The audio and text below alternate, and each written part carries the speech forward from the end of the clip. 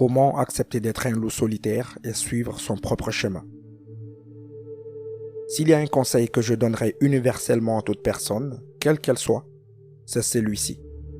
Suivez votre propre chemin. Suivez votre propre chemin. Ne suivez pas le chemin de quelqu'un d'autre. Ne suivez pas le chemin que vos parents vous ont prédestiné juste parce que vous vous sentez émotionnellement redevable envers eux. Ne suivez pas un chemin qui semble être le vôtre, mais qui est en fait l'idéal fabriqué par la société de ce que vous devriez être. Ne suivez pas un chemin simplement parce que vous y êtes tombé et qu'il est assez bon. Ne suivez pas une voie dans laquelle vous vous sentez obligé de vous engager parce que c'est ce que vous devez faire selon les normes socio-culturelles dominantes. Suivez votre propre voie. Cela signifie que vous devez choisir votre propre chemin de manière très consciente. C'est un acte de souveraineté spirituelle. Qu'est-ce qu'un loup solitaire? Un loup solitaire est généralement défini comme une personne ou un animal qui préfère passer du temps seul plutôt qu'en groupe. Cependant, dans le cadre de cette vidéo, le loup solitaire fait référence à une personne qui a écouté son appel et qui a laissé derrière elle son ancienne vie, ce qui la rend seule ou aliénée des autres. Nous possédons tous un loup intérieur qui a soif de liberté, de vérité et d'authenticité. Si nous cherchons à vivre une vie pleine de sens, si nous voulons accomplir notre destinée et notre but spirituel, il nous appartient d'écouter ce loup intérieur et d'embrasser notre nature sauvage sacrée. Pourquoi la plupart des gens sont terrifiés à l'idée de suivre leur propre chemin?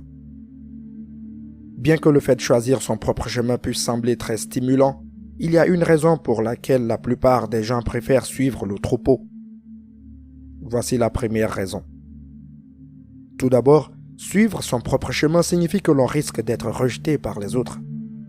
Vous risquez de faire l'objet de commérages, d'être considéré de manière désobligeante, par exemple comme un fou, un énergumène, un idiot, et d'être carrément mis à l'écart ou éloigné des autres. Parfois, les personnes qui vous rejettent sont celles qui vous sont les plus proches. Et quoi de plus douloureux que de perdre un membre de sa famille, un ami ou même son partenaire?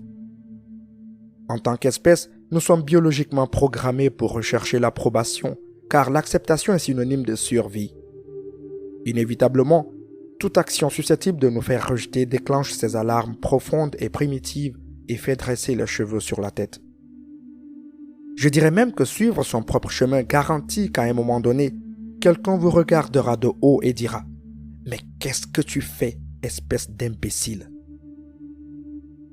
La deuxième raison pour laquelle la plupart des gens évitent de suivre leur propre voie est que c'est un sacré travail.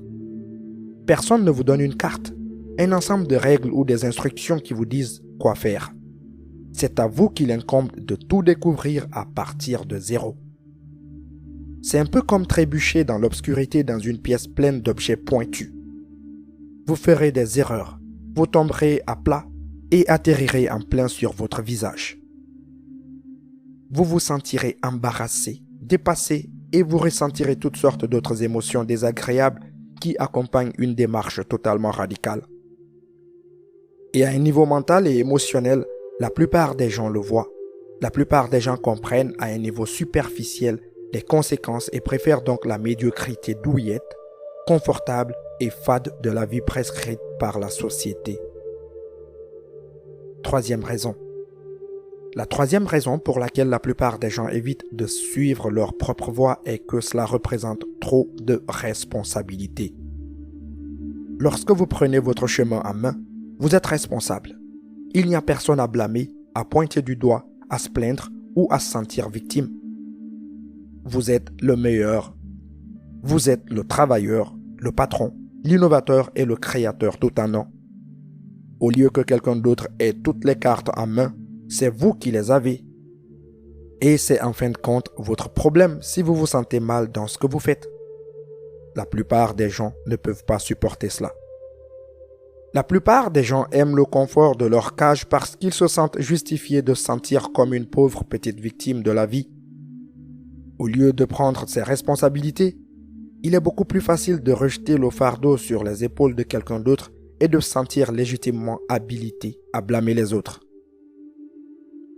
quatrième raison.